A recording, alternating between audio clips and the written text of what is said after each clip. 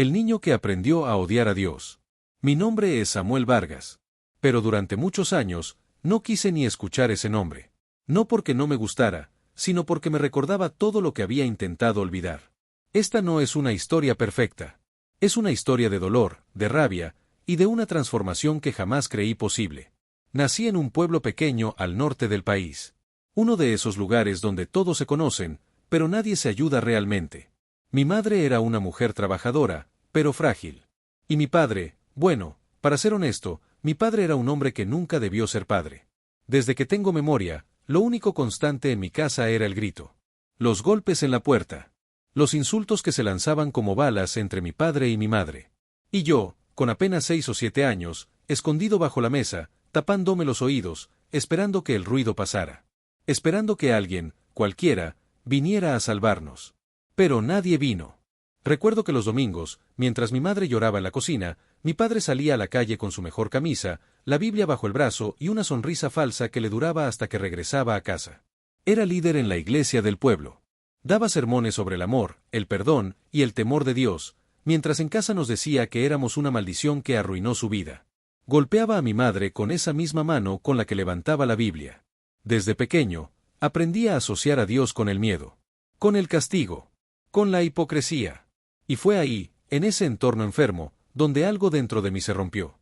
Tenía apenas 11 años cuando le grité a mi padre frente a todos, en medio de la iglesia, que lo odiaba. Que ojalá se muriera. Que si ese era el Dios que él servía, yo prefería vivir con el diablo. Lo recuerdo bien. Los murmullos. Las miradas.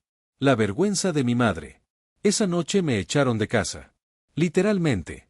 Con una mochila vacía, sin un lugar a donde ir, y con el corazón lleno de rabia, caminé hasta quedarme dormido en una cancha vacía. Esa fue mi primera noche en la calle.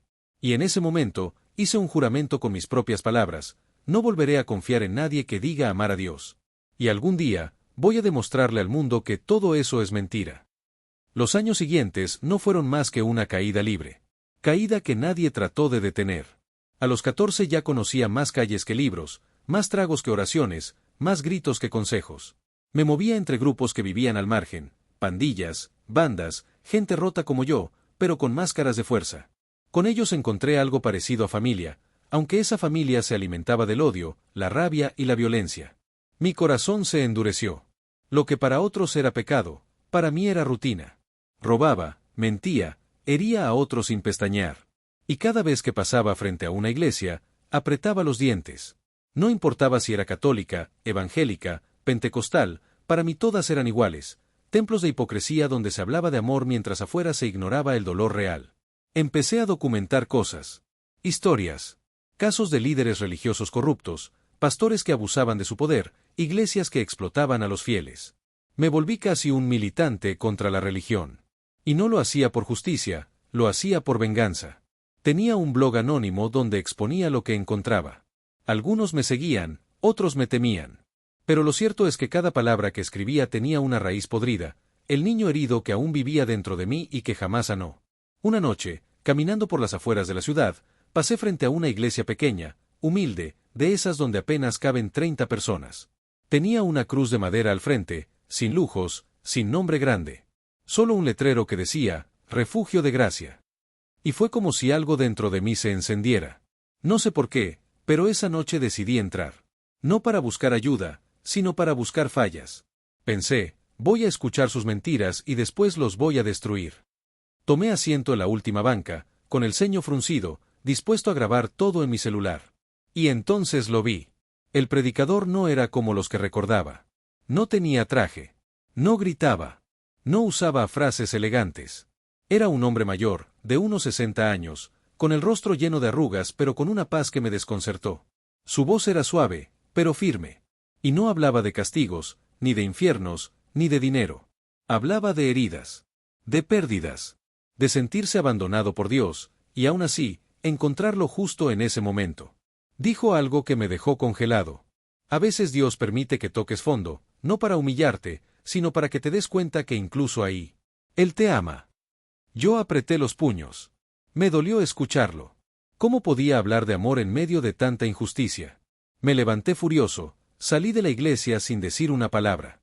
Esa noche no dormí. Pero volví. Una, dos, tres veces. Al principio para encontrar un error. Después, para entender por qué me dolía tanto lo que decían. Hasta que una noche, cuando nadie lo esperaba, ocurrió lo que yo menos quería, me quebré. Esa tercera noche, no quería volver a la iglesia. Me sentía débil. Roto. Como si todo el odio que me sostuvo tantos años empezara a desmoronarse. Pero mis pies me llevaron de nuevo hasta esa puerta de madera.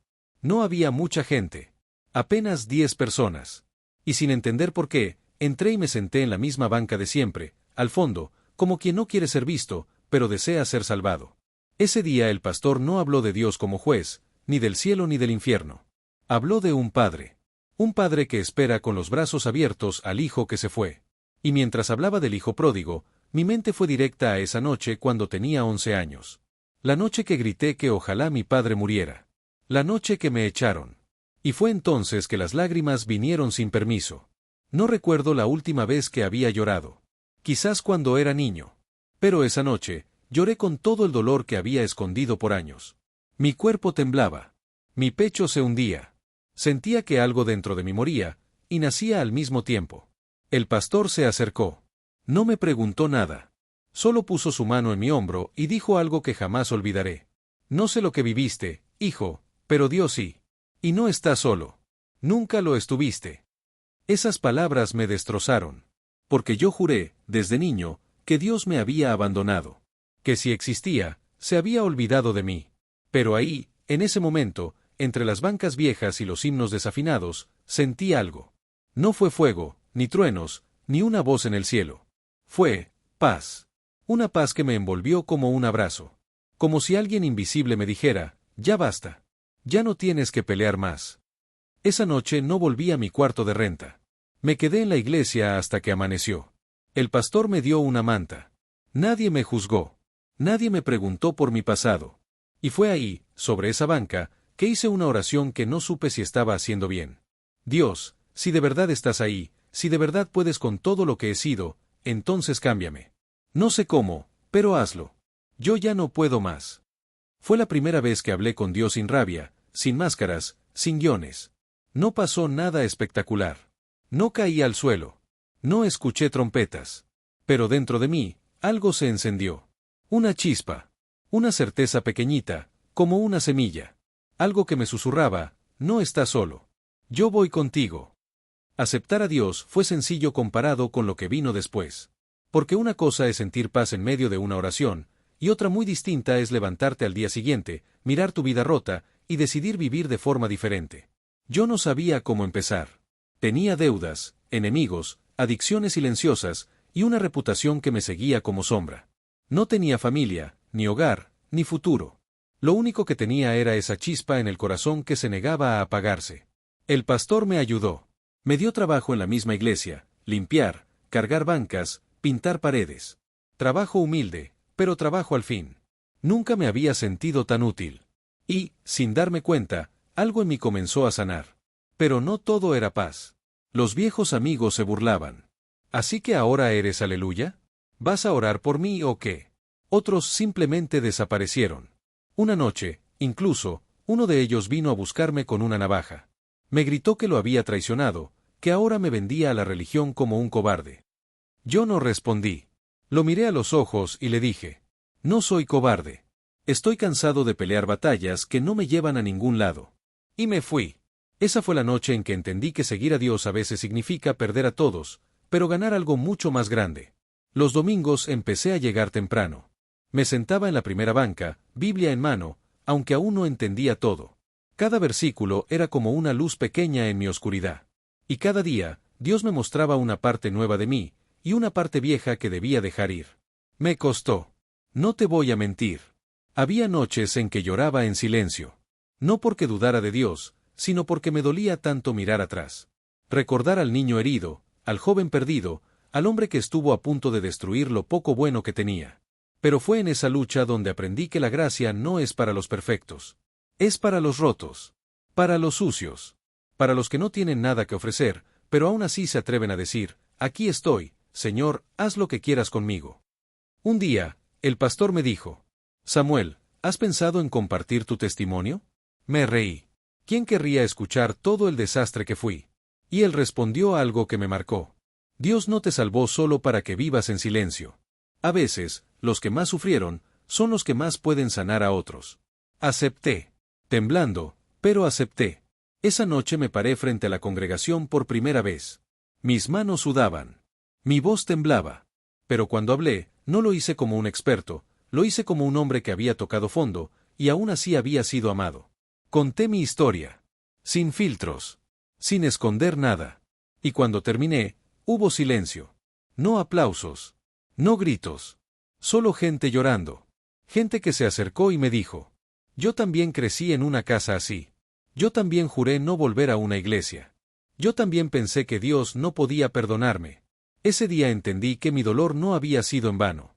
Que todo lo que viví, incluso lo más oscuro, podía servir para traer luz a otros. Y por primera vez, en muchos años, sentí que tenía un propósito. Pasaron casi 2 años desde aquella primera noche en la banca del fondo. Mi vida ya no era perfecta, ni quería que lo fuera, pero era real. Trabajaba en la iglesia, estudiaba la palabra, ayudaba en comunidades, oraba por gente que antes habría ignorado. Y lo más sorprendente, me sentía en paz. Un día el pastor se me acercó, con una mirada seria pero tierna. Samuel, me dijo, ha llegado el momento de que regreses. ¿Regresar a dónde? Pregunté. A tu pueblo. Sentí que el aire se me fue del cuerpo. Ese lugar que había abandonado con odio. Esa iglesia donde había gritado mi rabia. Ese padre, esa infancia, todo eso estaba ahí. Enterrado, pero vivo. ¿Y para qué querría ir allá? Pregunté, temblando. Porque hay heridas que solo sanan cuando las enfrentas. Y porque Dios no solo te salvó, te llamó a predicar. A compartir lo que Él hizo en ti. Y tu historia comenzó allá. Es hora de cerrarla, pero desde el amor. Pasé semanas pensando en eso. Luchando con mis emociones. Pero finalmente, con la Biblia en una mano y una mochila en la otra, regresé. Cuando bajé del autobús, sentí que los fantasmas me esperaban en cada esquina. Las calles estaban igual, pero yo era otro. La iglesia seguía en pie. Más vieja, más vacía, pero ahí estaba. Entré despacio. Algunos me reconocieron. Otros me miraban con desconfianza. Subí al púlpito temblando, como la primera vez que conté mi testimonio. Pero ahora, no hablaba a desconocidos. Hablaba a quienes me vieron caer. A quienes me escucharon maldecir a Dios. Respiré hondo, y hablé. Mi nombre es Samuel Vargas. Y esta es la última vez que me presento como el hombre que juró destruir iglesias, porque hoy, por la gracia de Dios, soy el hombre que vino a levantar una. Hubo silencio. Lágrimas. Suspiros. No les prediqué religión. Les prediqué perdón. Les conté que el Dios del que huí fue el mismo que me esperó con los brazos abiertos. Que lo que más odiaba fue lo que más necesitaba. Al final, una mujer mayor se me acercó. Tenía los ojos llenos de lágrimas. Me abrazó y me dijo: yo oré por ti todos estos años. Fui amiga de tu madre. Ella siempre dijo que tú no eras malo, solo estabas herido. Si pudiera verte ahora. Esa noche, mientras oraba solo en el altar, entendí algo más grande que todo lo que había vivido. Dios no solo me perdonó. Me reconstruyó. Después de esa visita al pueblo, algo dentro de mí se terminó de romper y de reconstruir. Era como si la última piedra del muro que yo mismo había levantado durante años, finalmente se hubiera caído. Ya no era el joven furioso que odiaba todo lo que oliera a fe. Era un hombre nuevo.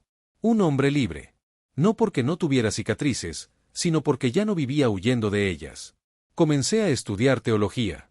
No para impresionar a nadie, sino para conocer mejor a ese Dios que me salvó. Me invitaban a dar charlas, a contar mi testimonio en iglesias, centros de rehabilitación, cárceles. Y cada vez que lo hacía, veía el mismo brillo en los ojos de quienes me escuchaban, esperanza. Porque todos, en algún punto, hemos estado rotos. Todos, de una u otra forma, nos hemos sentido indignos del amor. Pero yo aprendí que no hay pasado que Dios no pueda redimir, ni herida que Él no pueda usar para sanar a otros. Un día me invitaron a predicar en una iglesia grande. Muy grande. Nunca había estado en un lugar así. Al entrar, leí el nombre en letras doradas sobre la entrada, Templo Vida Nueva. Lo reconocí de inmediato. Era la iglesia donde yo mismo, años atrás, había escrito amenazas anónimas. Donde una vez dejé pintadas de odio en la pared. Donde prometí que algún día la haría caer. Y ahora, estaba entrando por la puerta principal, con una Biblia en la mano, como invitado a predicar. Dios tiene un sentido del humor increíble. Me paré frente a más de 1000 personas. Respiré hondo. Y dije, hay alguien aquí que cree que ha ido demasiado lejos para que Dios lo alcance. Alguien que piensa que ya no hay perdón para él. Yo estuve ahí. Yo maldije su nombre. Yo odié su iglesia. Yo me burlé de su amor. Y aún así, él me amó. Me buscó. Me rescató. Mi voz se quebró. Pero seguí. Y si él lo hizo conmigo, lo puede hacer contigo. Ese día, decenas de personas se acercaron a recibir oración. Y mientras oraba por ellos, entendí que mi historia ya no era solo mía. Era de todos los que alguna vez sintieron que no valían nada. Que estaban demasiado sucios, demasiado lejos, demasiado perdidos. Hoy mi vida es otra. No perfecta. Pero con propósito. Sigo siendo Samuel. Pero ya no el que juró destruir iglesias, sino el que las defiende con su vida. El que predica con cicatrices. El que no se avergüenza de decir que Dios lo rescató de su propia oscuridad. Y si tú estás escuchando esto, y sientes que ya no hay vuelta atrás para ti, te equivocas. La historia no termina con tu caída. Dios puede escribir algo nuevo con tu vida, justo ahora, justo como estás. Solo tienes que decirlo. Señor, aquí estoy.